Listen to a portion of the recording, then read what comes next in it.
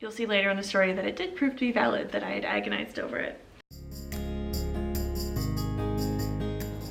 Hello and welcome, ladies, if you're one of my wonderful subscribers, and welcome to the journey if you are new here. Right now, as I'm filming, it is World Adoption Day, which is why I have this guy on my hand. If you aren't already following me on Instagram, go ahead and give me a follow over there. It has a full explanation of why there's a smiley on my hand. But it is also Adoption Awareness Month, so happy World Adoption Day and Adoption Awareness Month. I thought this was a perfect time to sit down and share our adoption story. I've been sharing our journey all along the way from the very beginning on my channel, but I haven't ever really summarized it. I did do a 2-year infertility summary, I think back in February, and I will link that up above. So if you want the full story of how we got to the decision of adoption, go ahead and watch that. And I started to just share a little bit of our adoption journey in that because it was just starting. But for the sake of this video, I'll overlap a little bit and start with our decision to adopt. If you want to support my channel, go ahead and hit that like button. And if you haven't joined the journey already, hit that subscribe button. Our decision to adopt, like so many others, began with our fight with infertility, and our decision to adopt specifically came about after our second miscarriage in September of 2018, and by November of 2018 I knew that adoption was our next step and started doing my research. And I really wanted to have picked an adoption agency by December 1st. And the decision of what adoption agency or consulting firm you're gonna go with is just a really, really difficult one. And I had it narrowed down between a large national organization and a local state agency. And finally I was lamenting and lamenting and lamenting, and the husband sat me down and says, what does your gut tell you? Like, why are you finding it so hard to pick this one over that one? And we talked it through, and he kind of just said, all right, if you had to pick one right now, it was now or never, what would you do? And I said, well, I just don't feel right about this one. And we decided to go with our state agency. And if you're in the state of Kansas and you want to know what agency I used, go ahead and hit me up on Instagram. I contacted them at the beginning of December saying that we wanted to move forward with them. And by December 15th, we had started the home study process. Obviously, I wasn't really sure how quickly or slowly it would go going into the holiday season, but we jumped into it right away. We got all the paperwork filled out. We got our home study visits scheduled. And after the holidays, we finally went and got our fingerprints done.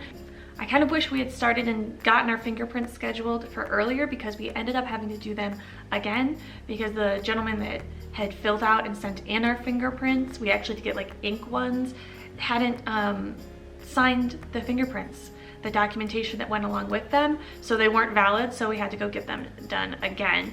And that held us up just a little bit. And I think finally we were waiting for like our background check to get done. So that was the part of that. So that was our final bit that we were waiting for. And on Valentine's Day of 2019, we went live. I should back up a little bit and say that during this time period, we were also doing an IVF egg retrieval. Again, you can go watch the 2-year summary to figure out all of that jazz. But in early January, I was not only filling out things for our adoption home study, I was also hopped up on hormones for IVF.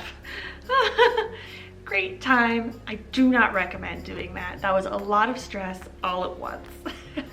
But it worked out. We had insurance coverage at the time, so it had to happen.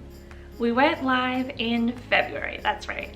We went live on Valentine's Day, and it had been all this hustle, and then just meh.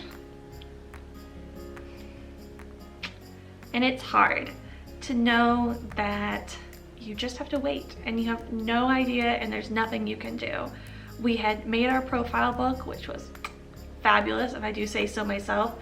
I only say that because I literally cried and agonized over it, literally cried over it to make it perfect. So when it finally got there, whew, was it such a relief when I was finally happy with it. But your profile book is so important. It's what a potential birth mother is going to look at to decide if you get to parent her child. So I think I was very right to agonize over it. You'll see later in the story that it did prove to be valid that I had agonized over it. We heard nothing. We heard nothing for months, and I had started to resign myself that we were in for a huge long wait, and I just better get that through my mind, and I just would have to come to terms with it, I guess. And so I had literally like done that, come to terms with a long wait, and then the next week we get our first call from our agency asking if we wanted to be shown. And there's my phone. And this situation was almost exactly what we had described as our ideal situation to our agency. So we said yes instantly. It was a perfect situation with the level of openness and just all the other factors. And so we said yes and waited and waited. We got to the day that our profile's being shown, and I couldn't think about anything else. I couldn't think about anything else. And I was just waiting and waiting to hear from our social worker, and she didn't call until late that night on her way home, and it was to tell us that the potential birth mother couldn't decide between the between two profile books that she was looking at. When we had originally heard that it was only two, I kept telling my husband, we can do it, we've had worse odds, like, you know, 50-50, we got this, which is completely ridiculous. It's not a game of odds or anything, but it was, I don't know, it was just something positive to think about, and I was really positive about the whole thing, and then to hear that she couldn't decide was hard. And then we were told that she wanted to meet both families. So this is, another week or two later. After meeting her, I sat in the parking lot and I cried because it felt like this could be it. It felt like this could be it, and it was just so hard. It was really hard to meet her and get to know her even more, because that made it kind of real. A social worker calling and being like, this person you never met and don't know what they look like, and you know their first name, like that, saying they didn't pick you, that's one thing, but then to go meet someone and try, it was really hard. I guess, spoiler alert, she didn't pick us. She picked the other family, and that was really hard. I honestly had conversations with the husband after that of, I don't know if I can do this. I don't know if I could do that again. Meet them and have them not choose me, and I thought maybe I was still, just too hurt from everything to go through this additional hurt, and it was really hard. We didn't take our profile down or anything like that, because you never know how long you're gonna wait, so I might as well keep it live while I figure out my life. That was just one of many moments that really proves that it's not just adoption. There's no such thing as just adopting. It's all very difficult. And so whenever anyone is struggling between, their path to building a family, it's never a light decision. It's also difficult because then that birth mama does have a place in your heart forever. Like, I still think about her and her child and the adoptive family, and I hope they're okay, It's just weird once people have entered your life like that. Like, it's just permanently there. Once you carve out that section of your heart, like, there's no going back to like, oh, that was with strangers now. Like, it just, anyway, adoption's weird and hard. Moving on. So that was April. May was the husband and I's third wedding anniversary, and for our anniversary we went out to kind of a dinner, and then we went to the animal shelter because we didn't make plans and I was weak and emotional. And so we went to the animal shelter just to look, and ended up seeing a Great Pyrenees mix that was gorgeous, and I consented that it was probably good to have something to nurture in the house. I'd been holding off on getting a pup, but at this point, one of our ferrets had died, and 2 of them were, you know, in declining health, as ferrets do when one of their pack, you know, passes away. And so I was like, the ferrets are gonna pass away soon, and it's probably not great for me to just be home without anything, because I work from home quite a bit. So it's like, it's probably great for me just being home alone, and I consented to a dog. And I said, I don't want one that sheds a lot.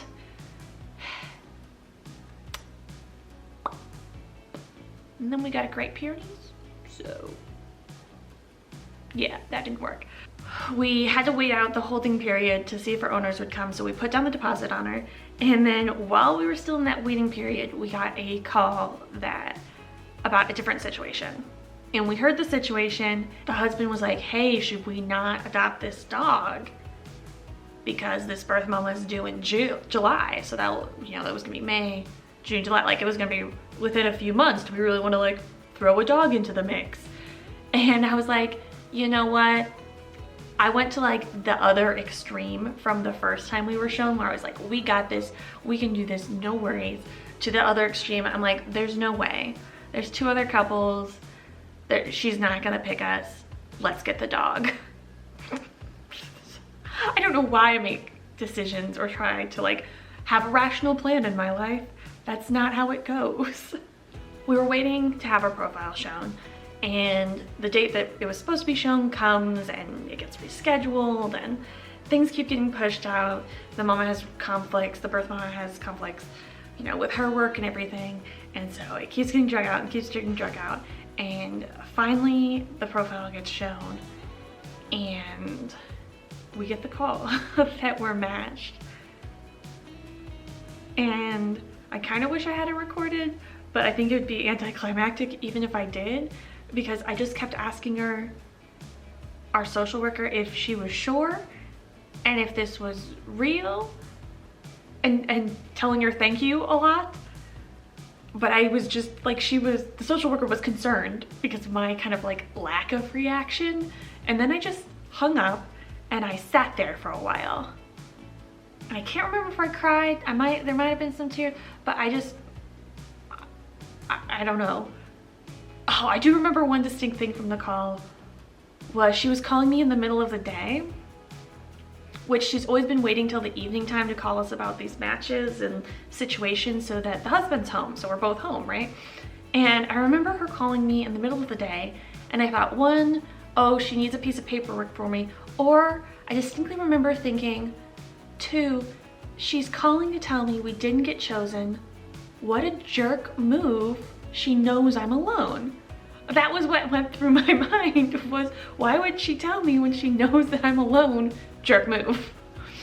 Turns out she was really excited for us and said, and that was the first words out of her mouth was, hey, I know you're not with right now, but I couldn't wait to tell you.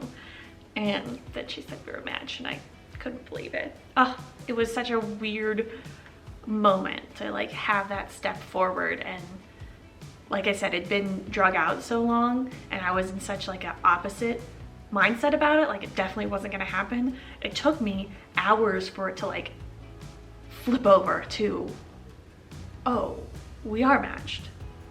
Anyway, called the husband, told him. Obviously it was a huge moment. I mean, it was just such a surreal moment, and we were still so scared. But there's something else that the social worker said during that call that just made me feel different about this. It was that she had looked through the other 2 profiles and flipped through and gone through them, but hadn't really studied them. And the social worker said she had read every word of ours, studied every picture, and she walked over, and just like they say, you know, in all the videos and all the posts, she said, this is the one. And that was just, still makes me emotional. Having her be so sure that we were the ones, it's humbling, but it was just, I think, the most reassuring thing that could have happened. All right, well, in retrospect, that was ridiculous of me to not have tissues handy for this whole video. All right, friends, let's try again. So she was just really sure. So after that, we scheduled the time to go visit with her. That meeting went really well, and it went really well. We sat and we talked for an hour, and then right at the end, you know, we talked about what we wanted the day of the delivery to look like, and then we said goodbye. Birth mama went on her way, and we talked to our social worker just for a minute about how that conversation had gone, and she's like, yeah, it went really good. I was like, good, that's what it felt like, just wanted to make sure. But that left us with just a few weeks until her due date. That was in June, and it was so crazy to think because she was due in July, and instead of talking about months, we were talking about weeks, and we'd never been this close to a healthy baby being born. And I was 100% in spazzing mode. I was spazzing every day. I had the day calculator, like I knew exactly how many days away she was from her due date, and on top of that, there was just a lot of uncertainty. Things were changing, you know. She'd go to this appointment, the plan would change. She'd go to that appointment, it would change. Eventually, I was just like, I'll plan for every scenario. That is eventually what I came down to. I was like, I will just be ready to go, and I will be ready for anything. So there was plans put in place, and maybe you're more go with the flow than me, and you could be cool with all the uncertainty. I just couldn't do it. So I planned for everything, and at the beginning of July, we got confirmation that 18th was the go day, whether it was induction or C-section, that was the go day. And you can go watch our birth vlog if you want to go see what happened on that day. I actually highly recommend it. That video turned out way better than I thought. Once we got out of the hospital and I downloaded all that footage, I was like, all of that was trash. None of that is usable. Turned out I was just sleep deprived. It was great footage, and when I edited it, I think it turned out really well. Yeah, I'm not gonna touch on that. Point is, lots of stuff happened. There was a stay in the nursery. We had more time with birth mom, and we got a girl, and that's the most important part. Evangeline was born happy and healthy at 6 pounds, 2 ounces on July 18th, and she went right from the OR to our arms, and it was wonderful. Then, once we finally got released from the hospital, we came home, and during our first post-placement visit, essentially our social worker told us our lawyer was crap, which is not what you want to hear when you're sleep deprived and you just want to enjoy your baby. So we fired our lawyer and hired a new one, all within a week of her being born. But our new lawyer was freaking fabulous. Again, if you were in the Kansas City area and looking for an adoption attorney, go ahead and ping me on Instagram and I can give you her name because she was absolutely fabulous. After that, we filed all the paperwork we needed. We worked with our lawyer, and we went to court on October 11th, which you can hear more about in my 3-month update. Man, there's gonna be a lot of linked videos in this one, but in our 3-month update is when I talk about our finalization. We went to court on October 11th. We finalized our adoption, and Evangeline Renly became Evangeline Renly and joined our family, and we are just very, very thankful to have her. She is certainly the light of most of my days. Honestly, she is the highlight. So we just love her to absolute bits, and I am happy to be able to share her with my family and friends and take you all along on the journey as well. So I wanted to film this video to kind of close the chapter since I hadn't done an update really in a summary type video like this since February, and I thought a lot's happened since February. If you want to join along on the journey and see how Evangeline grows up and see how our eventual transfers go of our embryos from IVF, go ahead and hit the subscribe button down below. But until next time, ladies, keep on fighting.